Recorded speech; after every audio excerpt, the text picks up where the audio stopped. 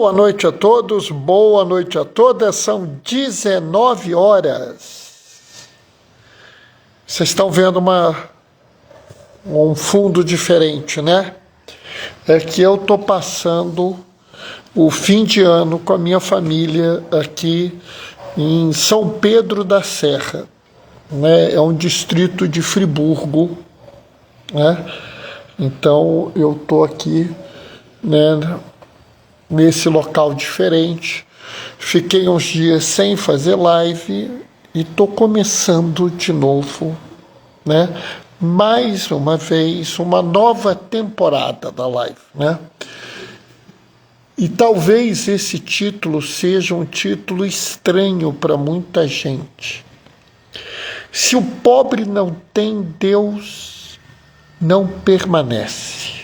Bernardo, não entendi este propósito. É para causar reflexão, é para causar perplexidade, mas é também para provocar conversão, né?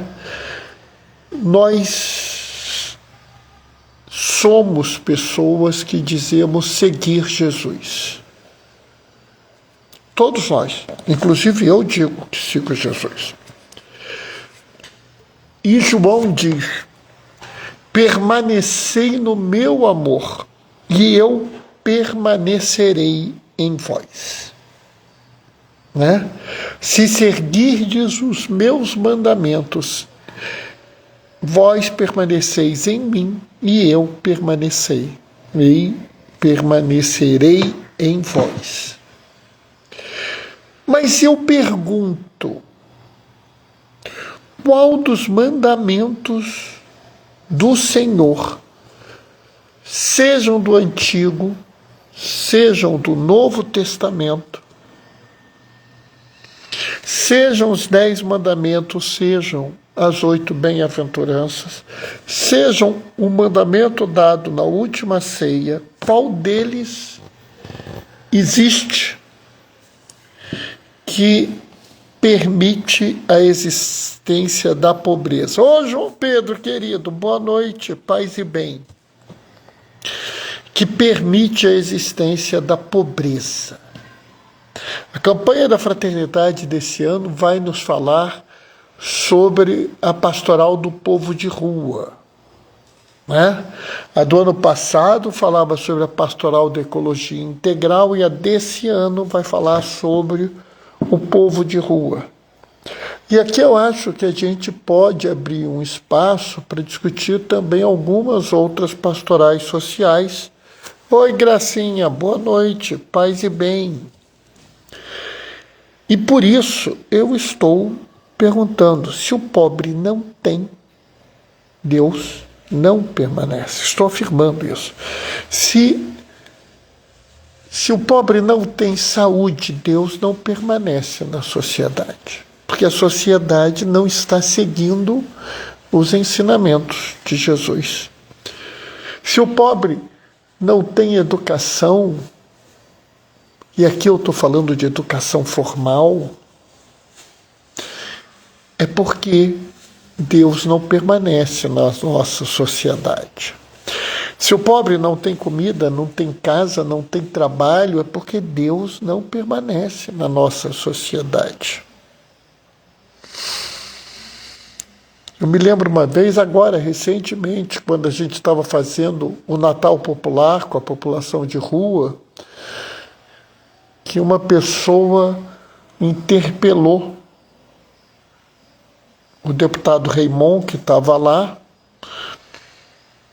e se queixava dizendo que havia sido agredida por um morador de rua e queria que o Raymond tomasse uma atitude.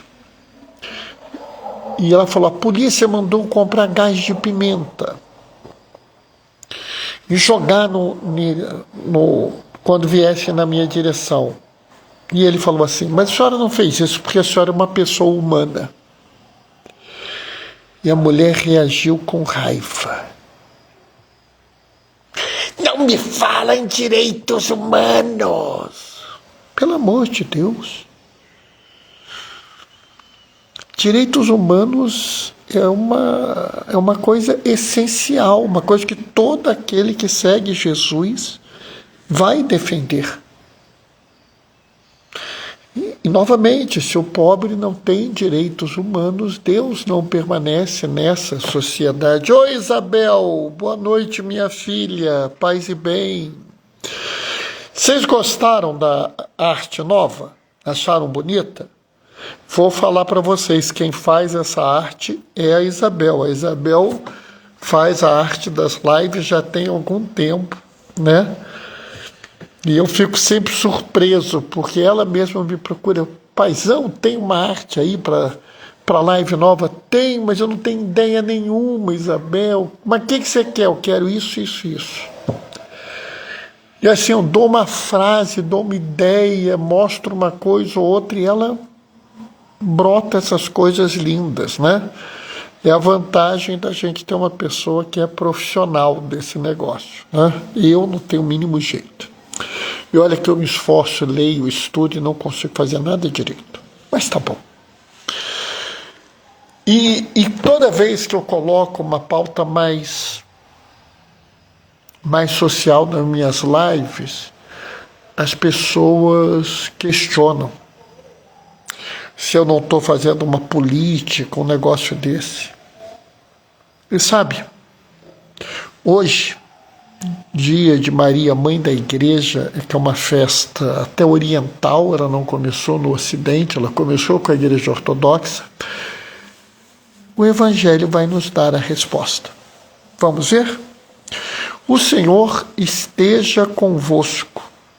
Ele está no meio de nós. Proclamação do Evangelho de Jesus Cristo segundo Lucas.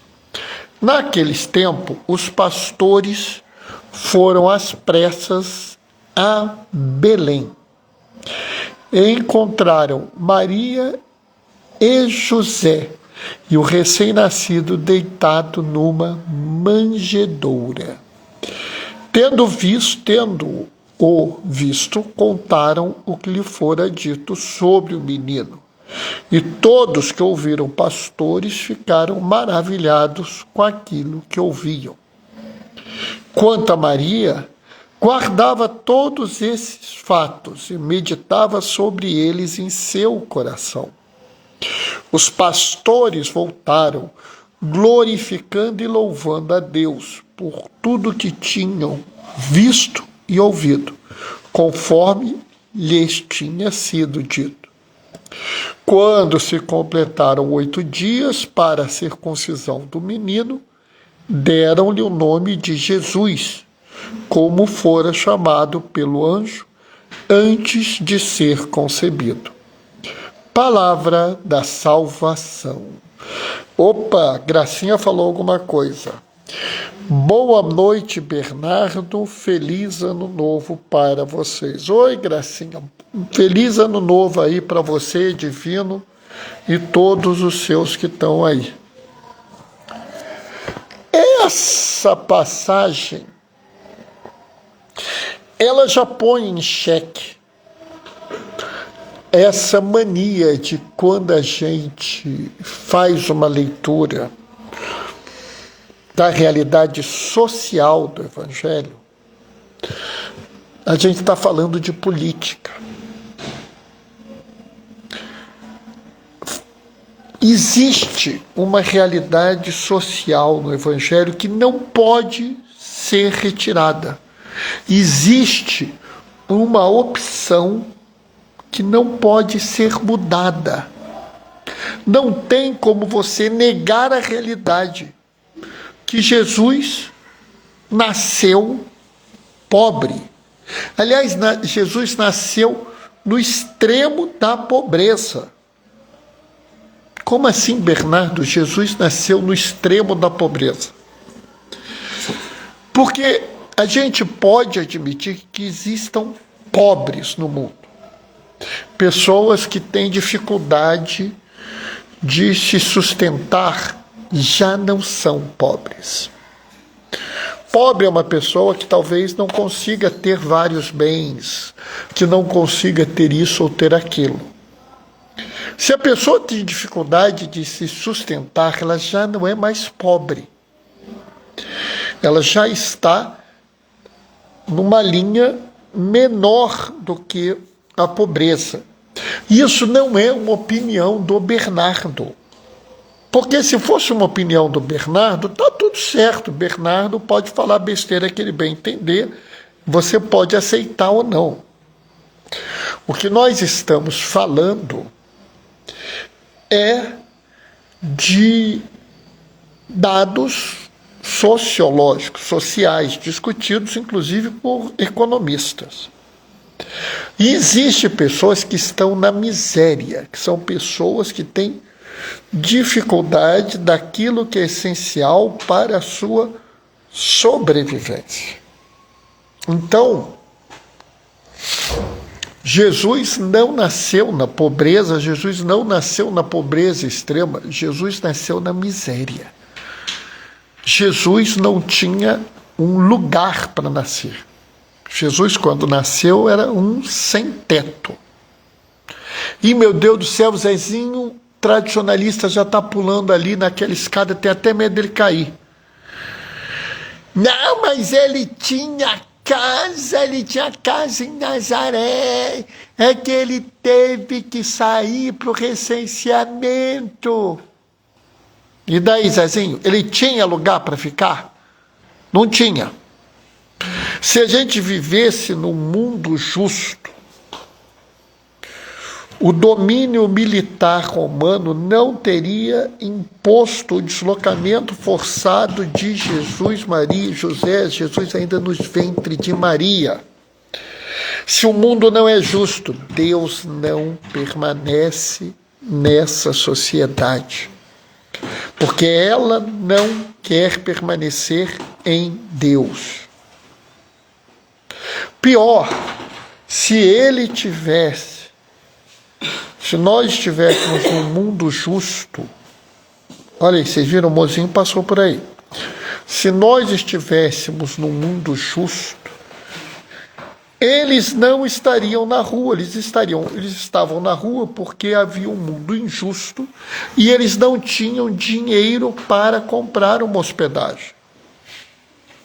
E esse mundo era injusto e perverso ao ponto de deixar uma mulher enfrentar um parto sem a devida assistência, porque ela não tinha dinheiro para isso. Então ele nasceu na miséria, ele nasceu sem teto. E aqui eu quero dizer para vocês o seguinte: isso não foi um acaso, isso não foi uma ação qualquer. Deus não olhou assim, me esqueci de ver um dinheirinho para José. Não foi isso, foi uma escolha. Deus escolheu o lado do pobre, do miserável, do oprimido, daquele que é perseguido, daquele que é sem direito. O Deus que nós conhecemos escolheu o lado do pobre. Ele é um Deus simples. Nós é que complicamos ele. Ele é um Deus pobre, nós é o que o queremos rico. Ele é um Deus indefeso, nós o que queremos poderoso. Aliás, o Papa Leão XIV, na sua mensagem, que vocês devem ler, colocou uma paz desarmada e desarmante. E disse que o nosso Deus é um Deus desarmado. Por quê? Porque o poder dele não é esse. A glória do Senhor não está em roupas vistosas, igrejas lindas, maravilhosas, ou quantidades enormes de pessoas. Deus não está no dinheiro, no carro de último modelo, no telefone do último nível, da TV de não sei quantas polegadas, ele escolheu estar entre os simples, entre os excluídos, entre os perseguidos, aqueles que migram de forma forçada, os refugiados, os sem terra, os sem teto. E calma, o guinho inquisidor, não adianta reclamar. Terra, teto e trabalho são direitos dos seres humanos garantidos no Deuteronômio, lá no Antigo Testamento, lá onde Deus dirigiu a palavra primeiro à sua humanidade.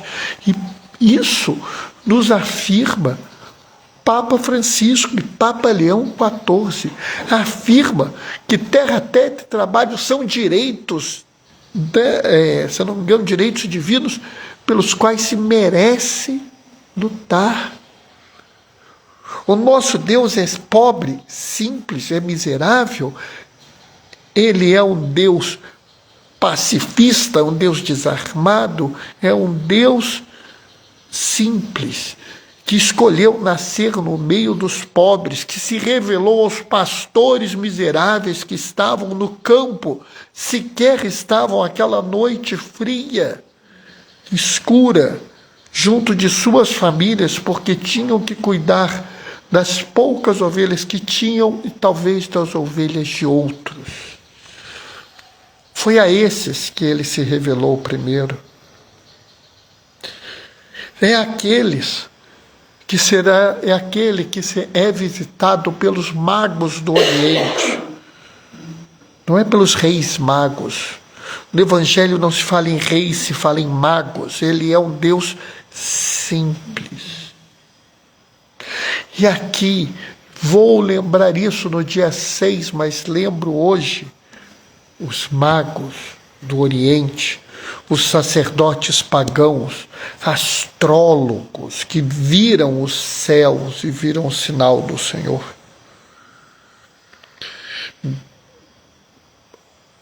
Sacerdotes de outras religiões que aclamaram aquele que seria um grande rei, mas é um grande rei estranho que nasce num estábulo e vive numa manjedoura.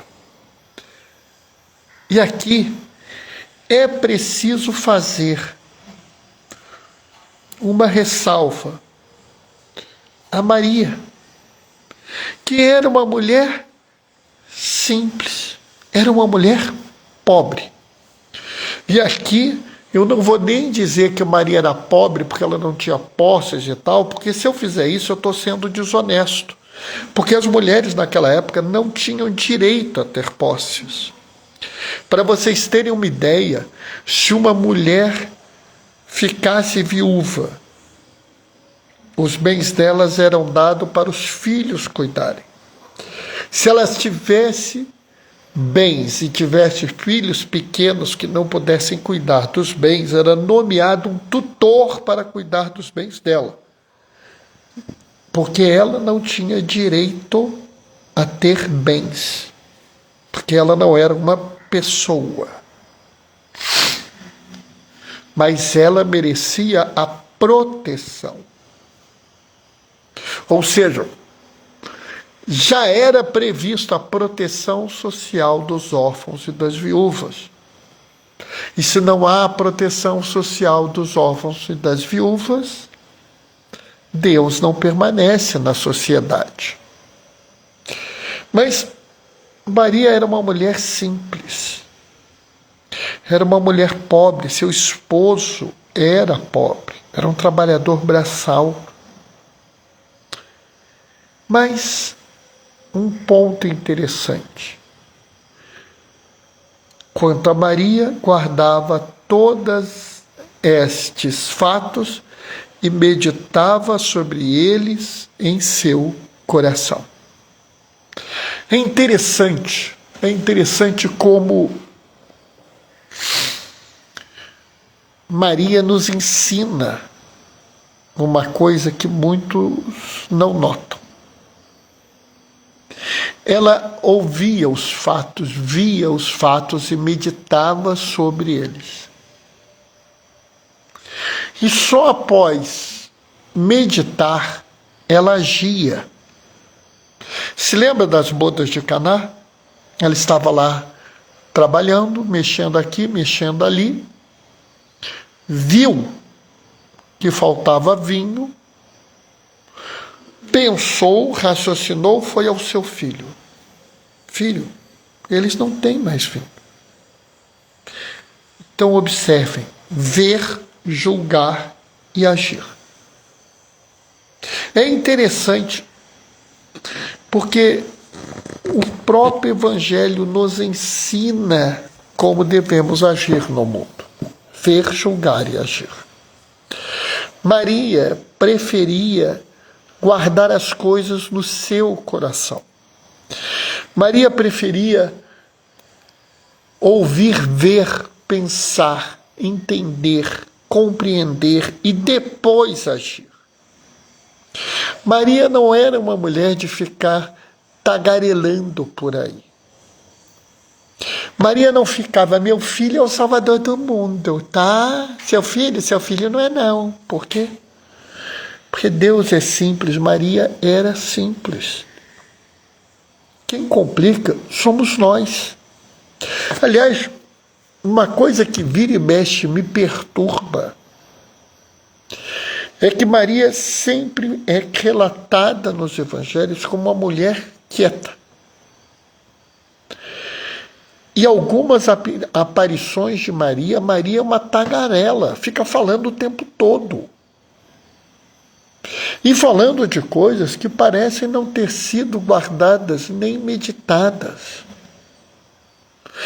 Nem quando Maria tem grandes ações, como nas bodas de Caná, ela fica falando muito. Dom Pedro Casaldaglia falou uma vez sobre isso. Maria quieta nos evangelhos e falando muito nas aparições. Será que a gente não tem que repensar essas coisas? Será que as coisas que nos são trazidas, as realidades que nos são mostradas, não devem ser pensadas como Maria pensava? Jesus nos coloca uma realidade. Para essa realidade, nós devemos pensar, refletir e agir. E uma vez que nós pensamos, refletimos e agimos, nós tomamos as nossas posturas. Nós pensamos como vamos responder a isso. E responder a isso, às vezes, é diferente. Responder as coisas, talvez também a gente tenha que aprender a responder.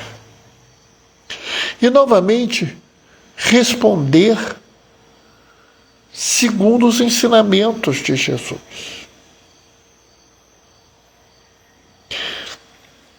A igreja do Senhor, ela precisa ser pobre para os pobres.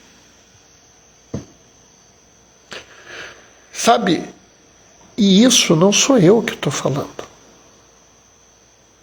É impressionante porque o Papa São João XXIII já falou como igreja pobre para os pobres. Papa Francisco reafirma uma igreja pobre para os pobres. Não precisamos de grandes catedrais, de templos gigantescos. Não precisamos de missas ou cultos com milhares de pessoas.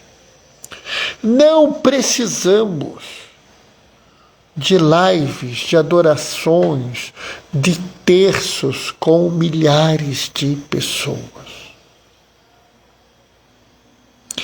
Não que não seja importante a oração, não que não seja importante a adoração, não que não seja importante o lugar de prestar culto ao Senhor. Mas nós precisamos ser simples. Seria muito melhor que, em vez de grandes igrejas onde cabem 1.000, 2.000 pessoas, 5.000 pessoas, tivéssemos centenas de capelas onde coubessem 50 pessoas, mas capelas simples, próximas do povo pobre, do povo sofrido, do povo que precisa da proximidade do Senhor. E aí o Zezinho tradicionalista já está ali reclamando: você está dizendo que o rico, que não sei o que o rico não merece o Senhor, que o Deus odeia o rico. Não, eu não estou dizendo nada. Estou dizendo que Deus escolheu os pobres. E que nós, os ricos, podemos nos aproximar de Deus, entre outras formas, cuidando dele nos pobres.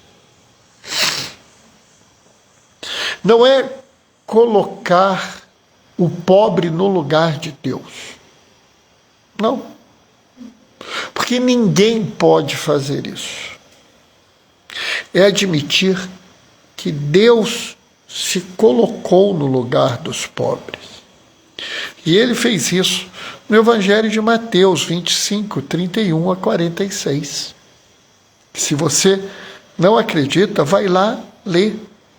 E você vai ver que ele diz assim: eu tive fome, me destes de comer, eu tive sede, me destes de beber, eu estava com fome, sede, nu, era estrangeiro, doente, preso, e fostes me cuidar de mim. Djalma Doraci, boa noite, paz e bem. Entrou também a Terezinha, boa noite, paz e bem. Eu estou fora do horário, né? Infelizmente, mas é porque daqui a pouco eu estou saindo para jantar. É essencial que a gente entenda essa realidade. A realidade que foi Deus que se colocou no lugar dos pobres. E se nós queremos ser fiel a Ele e a sua igreja, nós deveríamos estar pensando numa igreja pobre para os pobres, numa igreja simples, porque Ele é simples, numa igreja samaritana, porque Ele é samaritano, numa igreja missionária, porque Ele é missionário. E sabe, levando ao extremo, nós deveríamos pensar numa igreja perseguida, porque Ele foi perseguido. Ele foi perseguido por um governo militar, ele foi perseguido por um governo religioso, ele foi vítima de migração forçada no ventre de sua mãe, ele se tornou refugiado e foi vítima de exílio no Egito. E quando ele voltou, o pai, temendo pela sua vida, deslocou-se de novo. Deixou de viver em Belém, que seria a cidade natal de seu pai, e foi para Nazaré, na Judéia. Aliás, Nazaré, na Galileia. Belém é na Judéia. Para lá viver, também por ser perseguido. Aliás, às vezes eu acho ridículo quando as pessoas ficam gritando: cristofobia, cristofobia, estão perseguindo a igreja. Sim, meus amigos, a igreja é para ser perseguida. A igreja não é para ser temida, a igreja é para ter medo. A igreja tem que ter medo. A igreja tem que ser perseguida, a igreja tem que ser atacada. Porque senão ela não está sendo igreja.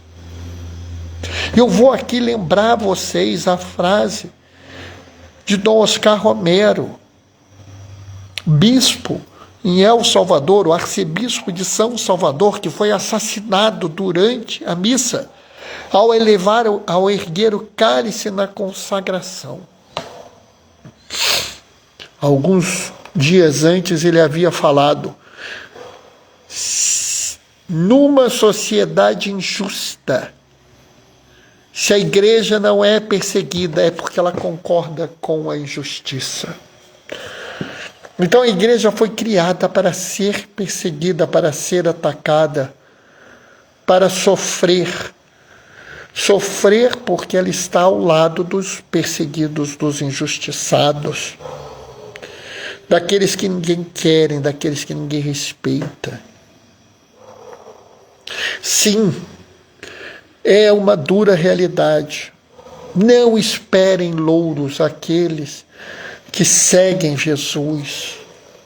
Ele mesmo vos disse: eu vos envio como ovelhas para o meio dos lobos. Aquele que defende o pobre será perseguido, aquele que defende o imigrante será perseguido, aquele que defende o refugiado será perseguido, aquele que protege os pretos, aquele que protege os LGBT, aquele que protege os miseráveis, aquele que defende as mulheres será odiado. Não tem solução, é a nossa realidade, porque Deus segue o caminho dos excluídos, dos pobres e dos miseráveis. E não foi à toa que ele escolheu, que ele conversou com Maria, que ele pediu a Maria para ser mãe do filho dele. Porque Maria era mulher pobre, de uma cidade pobre, de uma região pobre, pagã, tudo na periferia. E Maria nos mostra como nós vamos resolver isso, vendo, julgando e agindo. E é esse o caminho. E é isso que a gente vai conversar durante esse ano. E eu espero que vocês comecem a concordar comigo com o tempo. Se o pobre não tem, Deus não permanece. Amém? Vamos ver a hora. 19h32. Ih, mozinho, ó, não estou conseguindo já cumprir os 30 minutos de novo, hein? Mozinho tá ali, pessoal. Coisa tá feia, mas vai ser assim mesmo. Essa foi a reflexão de hoje. Se tudo correr bem, amanhã eu vou fazer uma nova reflexão, provavelmente às 19 horas por enquanto, não posso garantir nada. Terezinha, feliz ano novo. Feliz ano novo, Terezinha. Espero que vocês tenham aproveitado bastante. Eu, como falei, estou aqui em São Pedro da Serra, passei um ano novo muito gostoso. E a Terezinha está dando um amém. Terezinha gostou. Terezinha é uma das nossas ouvintes fiéis e antigas. Djalma e Doraci também, fiéis e antigos, estão dando aqui um feliz ano novo. Feliz ano novo, Djalma, Doraci. Feliz ano novo. Estão ouvindo? O mozinho está mandando feliz ano novo para vocês. Nós vamos ficar aqui até sábado. Sábado a gente volta para o Rio, né, mozinho? Domingo, sábado, com isso eu não sei se vai ter live, mas domingo a gente dá um jeito de fazer uma live, tá? Amanhã mesmo eu já vou escrever a homilia, tá? E nós vamos para frente. Vou terminar deixando a minha bênção. O Senhor esteja convosco, Ele está no meio de nós. Por intercessão de Maria, desça sobre vós e permaneça para sempre a bênção do Deus Todo-Poderoso no amor, aquele que é Pai, Filho e Espírito Santo. Amanhã a gente se vê. Até lá. Beijos e bênçãos. Tchau, tchau, pessoal.